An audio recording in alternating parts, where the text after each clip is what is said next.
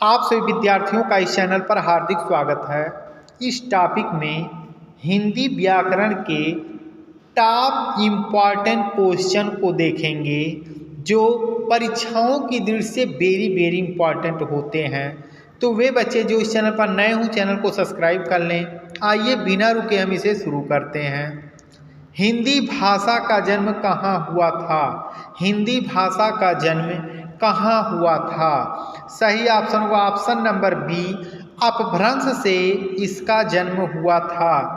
कलम का सिपाही किसे कहा जाता है? कलम का सिपाही किसे कहा जाता है या किसके द्वारा रचित है? सही ऑप्शन होगा option number A, Premchand. Hindi की विशिष्ट बोली ब्रजभाषा किस रूप में सर्वाधिक प्रसिद्ध है? सही ऑप्शन होगा ऑप्शन नंबर सी, काव्य भाषा के रूप में। हिंदी का वर्तमान स्वरूप क्या है? हिंदी का वर्तमान स्वरूप क्या है? चरण बोली। निम्नलिखित में से कौन पश्चिमी हिंदी की बोली नहीं है? इसमें से पश्चिमी हिंदी की बोली नहीं है। सही ऑप्शन होगा option number D, Bagheli. Hindi भाषा के विकास का सही क्रम कौन सा है? हिंदी भाषा के विकास का सही क्रम कौन सा है? ऑप्शन नंबर बी, पहले पाली, उसके बाद प्राकृत, प्राकृत से अपभ्रंश और अपभ्रंश से हिंदी शब्द की उत्पत्ति हुई। हिंदी में स्वतंत्र रूप से बोले जाने वाले अक्षरों को क्या कहते हैं? उन्हें स्वर कहा जाता है। Option number A. सबसे उत्तम रस किसे माना जाता है? सबसे उत्तम रस श्रृंगार रस को माना जाता है। किस हिंदी फिल्म की शूटिंग पहली बार विदेश में हुई थी? सही आपका ऑप्शन होगा ऑप्शन नंबर बी, संगम एक ऐसी मूवी थी पहली जिसकी शूटिंग विदेश में हुई थी। ऑस्कर पुरस्कार के लिए नामांकित होने वाली पहली हिंदी फिल्म कौन सी थी? सही ऑप्शन होगा ऑप्शन नंबर बी, भारत माता। हिंदी को राजभाषा के रूप में स्वीकार करने वाला देश का पहला राज्य कौन सा है? सही ऑप्शन होगा option number B, Bihar. Hindi की प्रथम प्रकाशित पुस्तक किसे माना जाता है? हिंदी की प्रथम प्रकाशित पुस्तक किसे माना जाता है? लल्लू लाल की पुस्तक प्रेम सागर को। गूगल ने अपने सर्च इंजन में हिंदी में सर्च की सुविधा कब शुरू की?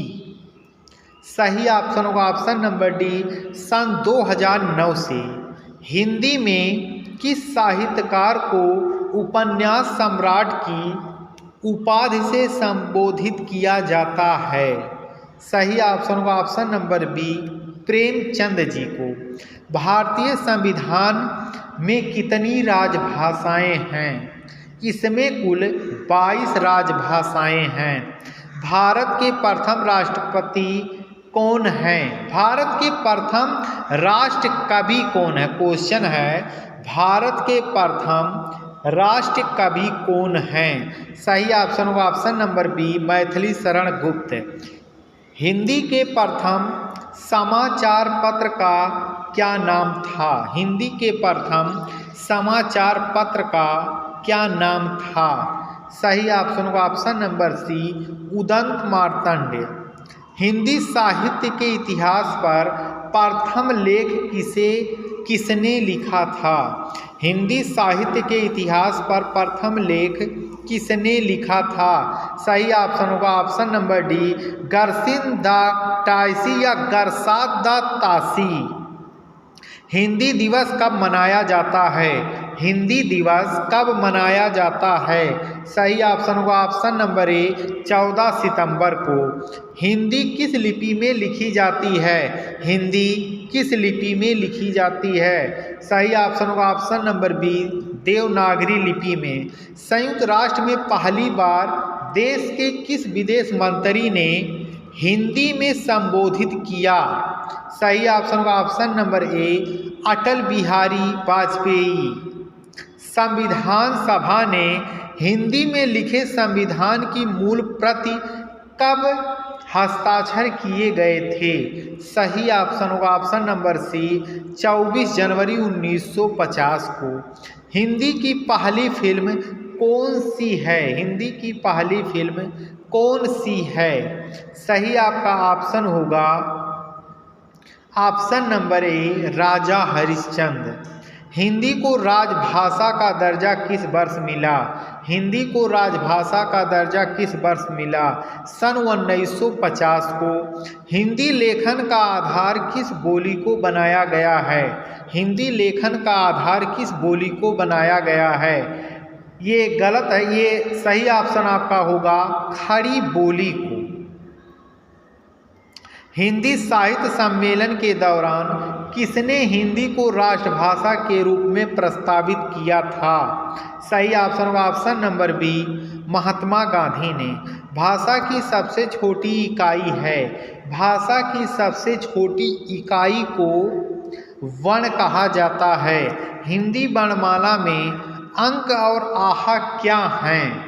सही ऑप्शन होगा ऑप्शन नंबर सी ये दोनों अयोगवाह हैं। निम्नलिखित में एक स्पर्श व्यंजन है, इसमें से बताना है स्पर्श व्यंजन कौन है? सही ऑप्शन होगा ऑप्शन नंबर बी छा।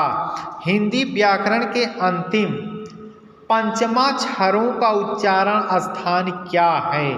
सही ऑप्शन होगा ऑप्शन नंबर ए अनुनासिक।